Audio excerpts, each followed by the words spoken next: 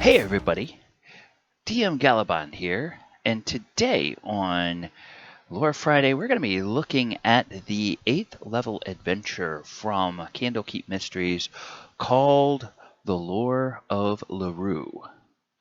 Now, the Lore of Lurue is, despite being a little bit of a tongue twister, it's one of those I had a little bit of a hard time approaching, and that just has to do with my own preferences. And I realize that my opinion of this one is based on my own preferences. So I'm going to try to give you an overview, and I'm going to tell you why I don't like it, but if it could be an adventure that very much appeals to you or to your gaming group because of its style.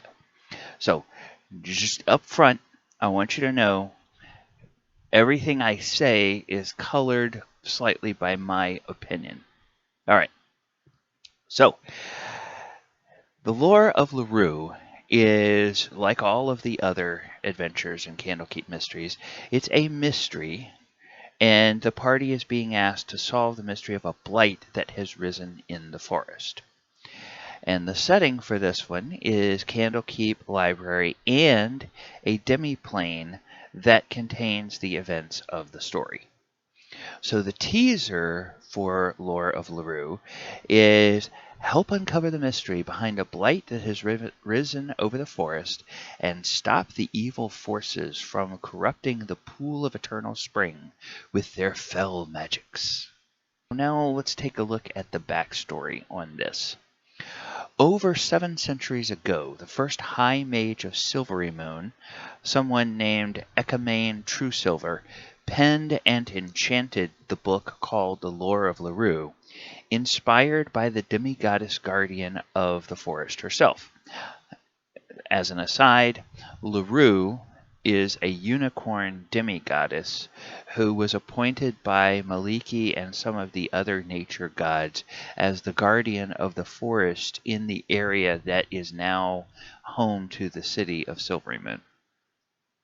So after High Mage Ecamane's death in 712, the Lore of Lurue eventually came to Candlekeep, where it has remained ever since, waiting to let readers experience the events that inspired the founding of the city of Silvery Moon.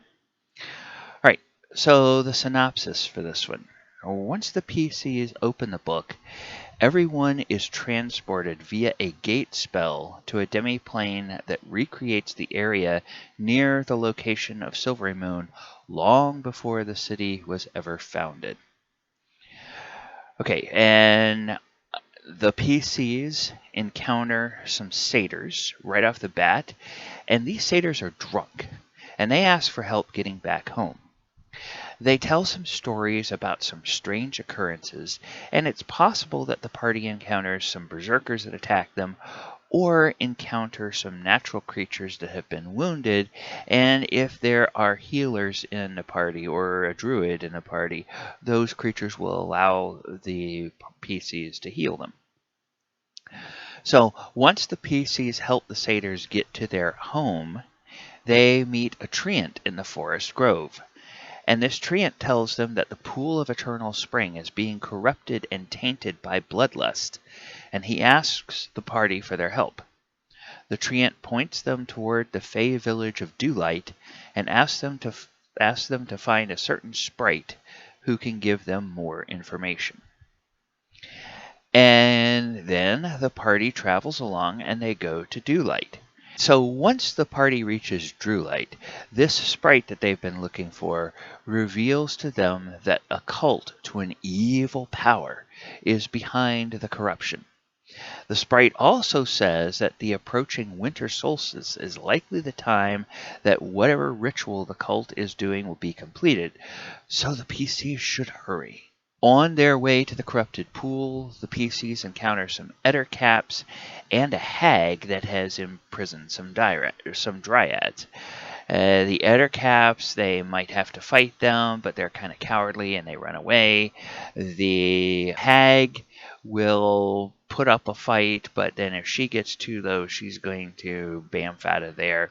And when they if and when they decide to rescue the dryads just run off and won't help the party.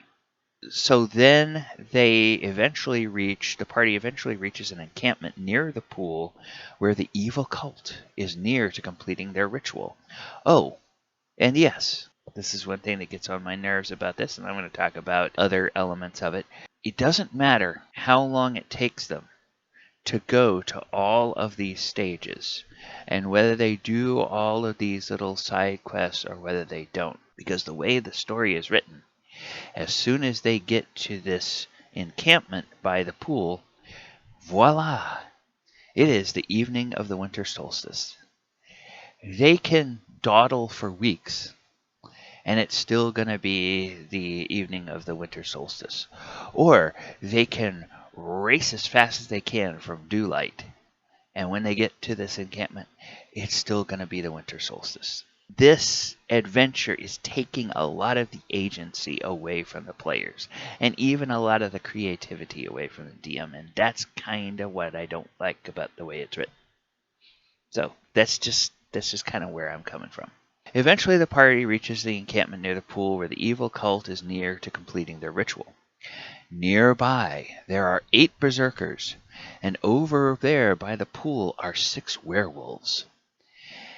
And wouldn't you know it, no matter what the PCs do, before they can intervene, the ritual is completed. And the corrupted avatar of Lurue begins attacking everyone in sight.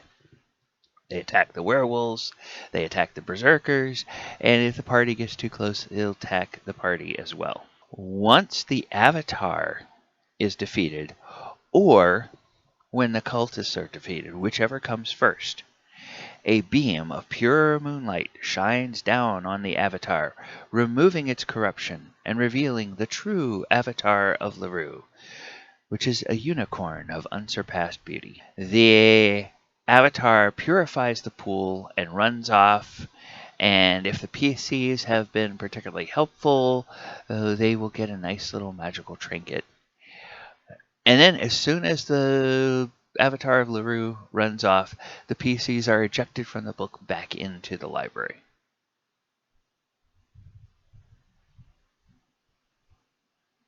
End of the adventure. Yeah, okay, all right. The most common enemies that you're going to find in this particular adventure are humanoids. And the toughest encounter you're going to find in the adventure are 6 werewolves, which are CR3 monsters. So the special creature or items, there's the corrupted avatar of Lurue, a potential enemy that the party can either choose to fight or can choose to just stay away and fight other people away from the pool and let the avatar deal with the creatures near the pool. If the PCs have been particularly helpful or active in this fight at the pool, they might receive a reward of a ring of shooting stars. Obviously, with all D&D, that's kind of up to the decision of the DM. Did they really get involved? Did they not get involved? What are my favorite elements of this adventure? Honestly, my favorite parts of this adventure are the 2 NPCs that they meet early on, which is a treant called Feanor and a sprite called Wieldly. And these are some colorful characters the PCs meet along the way. Characters that I think you could very easily pull out of this adventure and drop into some sort of woodland scene or, border Feywild area in your own campaign. I don't really care much for adventures that remove player agency, and this one does that a lot. There's no way they can deviate from the plot, so this is an adventure that is really on rails, and it even says, no matter what the players try to do, they just keep getting advanced to the next, encounter or the next adventure. They really don't have a choice in this, which is which I just don't like that. If you run a game where your players are used to having a sandbox and are used to being able to go over and poke at the scenery and see what's beyond that hill and everything, they're really not going to like this game. I'll tell you that right now. On the other hand, if you've never played D&D and you're asked to DM an adventure and your party you're dealing with a bunch of players that have never played D&D, then an adventure like this that just sets everything out and it's a very linear fashion, that's really good. Now, it sucks that they put this as the 8th level adventure, because it would be much better if that's like a first level adventure and something to introduce. So you would have to really analyze and detune and maybe, change the monsters a little bit so that it's appropriate for a first level party. But other than that, you could leave everything the same. And you could take off a bunch of hit points from the corrupted avatar and take off some of the challenge rating and lower the armor class a little bit and make its hit, its attacks not so damaging. And it might be fine to throw a first level party against this. But this adventure is one that has a lot of training wheels on it. And I don't like that for the sake of the players, and I don't like that as a DM. I chafe against that.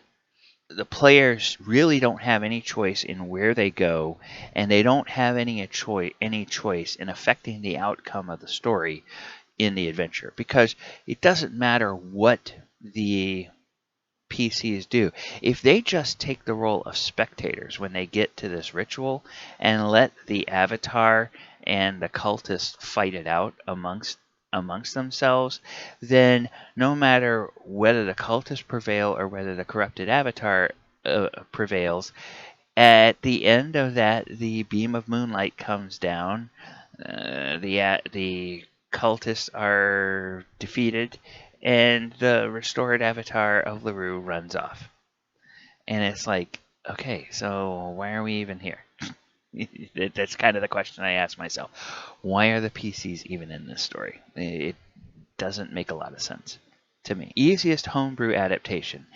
It could be difficult to drop this into a homebrew campaign because, just like I said, it's on rails. So this adventure is extremely specific to a certain time and a certain place in a very specific adventure setting, which is the Forgotten Realms. So if you wanted to change this to some other setting or use it in a homebrew campaign, you would have to rewrite the entire story, and just pick out the elements that you like about the story and change all the lore so it matches the lore of your particular setting.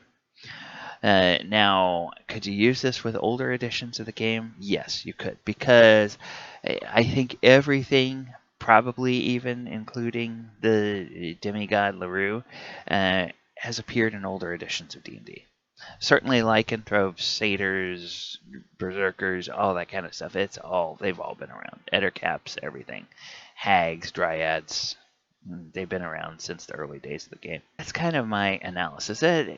For the most part, I have enjoyed the Candlekeep Mysteries stories, but this one, I just really couldn't wrap my head around it. There was a lot that I just don't like about it. Now, as I said, I'll be fully transparent, fully honest. That's my opinion. You may really love stories like this. And if you have players that really love kind of, stories about the the myths of the gods or the demigods or things like that, or if you have somebody in your party, a PC in the party of characters that's a devotee of Lurue, this might be great for them. But there's just not a lot of agency for the players. So, all right. Thank you guys so much for hanging out. I hope that you got something useful out of this analysis. I feel like it was hard for me to give you anything that really would offer, offer a lot of positive on this particular adventure. But hopefully you can look at it through your own eyes and get out of it whatever you think you need for your particular game. We will be back next week when we take a look at the 9th level adventure, which is called Candlekeep Deconstruction. All right, everyone, take care, and we will talk to you later. Good night.